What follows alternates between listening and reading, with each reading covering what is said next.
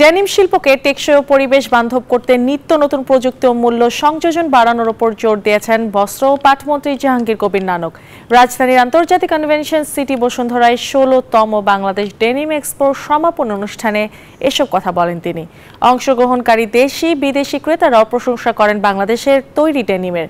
জানান, ফ্যাশনের পরিবর্তন এবং আরামদায়ক হওয়ায় বিশ্বব্যাপী চাহিদা বাড়ছে, ফলে সম্ভাবনাও বাড়ছে রপ্তানিতে। বিশ্বের ৭০% মানুষ এখন ডেনিম কাপড় ব্যবহার করছে, যেখানে ডেনিমের শার্ট, প্যান্ট ও বৈচিত্র্যময় পোশাক ছাড়াও ফ্যাশনের নানা অনুষঙ্গ যোগ হচ্ছে প্রতিনিয়ত। ফলে বিশ্ববাজারে ডেনিমের কদর বাড়ছে দিন দিন। বিশ্বের দ্বিতীয় শীর্ষ পোশাক রপ্তানিকারক দেশ হিসেবে বাংলাদেশ বিশ্ববাজারে ডেনিম রপ্তানিতেও বড় সাফল্য দেখিয়েছে। ২০১৭ সাল থেকে বাংলাদেশ ইউরোপীয় ইউনিয়নের শীর্ষ ডেনিম রপ্তানিকারক দেশ। ডেনিমের সম্ভাবনা এবং এই শিল্পের সর্বাধুনিক প্রযুক্তির ১৬তম প্রদর্শনীতে দেশি বিদেশি ক্রেতা বিক্রেতা এবং অংশগ্রহণকারী প্রতিষ্ঠানগুলোও বলছে, টেকসই এবং পরিবেশ বান্ধব ডেনিম পণ্য তৈরিতে বাড়তি নজর দিচ্ছেন উদ্যোক্তারা। পরিবেশ বান্ধব যে প্রযুক্তি আছে সেই প্রযুক্তি ব্যবহারের জন্য সব ক্রেতাগোষ্ঠীর সবার থেকে একটি চাহিদা রয়েছে। The new technology or the new innovation is all based on the sustainability, like environment friendly. Even it is dyes chemical, even it is fabric, like even it is the dyeing processes.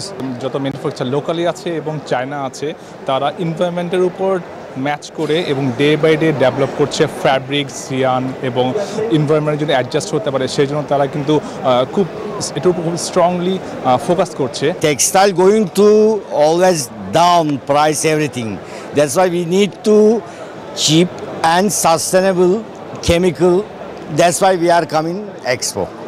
অনুষ্ঠানে পোশাক রপ্তানিতে NBR এর হয়রানি নিয়ে অভিযোগ করেন এই উদ্যোক্তা। উৎসাহিত না করে আমাদেরকে বিভিন্নভাবে সরকারের, বিশেষ করে এনবিআর এবং কাস্টমস আমাদেরকে প্রতিনিয়ত বাধাগ্রস্ত করছে।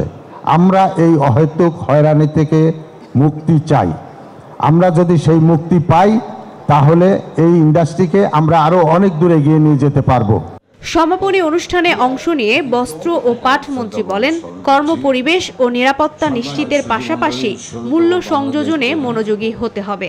বিশ্বের সবচেয়ে বেশি সবুজ পোশাক কারখানা এদেশে অবস্থিত। আজকের অনুষ্ঠানে উপস্থিত পোশাক ক্রেতাদের আমি অনুরোধ করব, নিরাপদ ও কমপ্লায়েন্ট পোশাক প্রস্তুতকারক দেশ হিসেবে তারা বাংলাদেশকে সোর্সিং ডেস্টিনেশন হিসেবে বেছে নেবেন এবং পোশাকের যথাযথ মূল্য বা ফেয়ার প্রাইস দিবেন। দুদিনব্যাপী ডেনিম এক্সপো মেলায় বিশ্বের ১৩টি দেশ থেকে ৬০টির বেশি কোম্পানি অংশ নেয়। মারুফা রহমান, নিউজ 24, ঢাকা।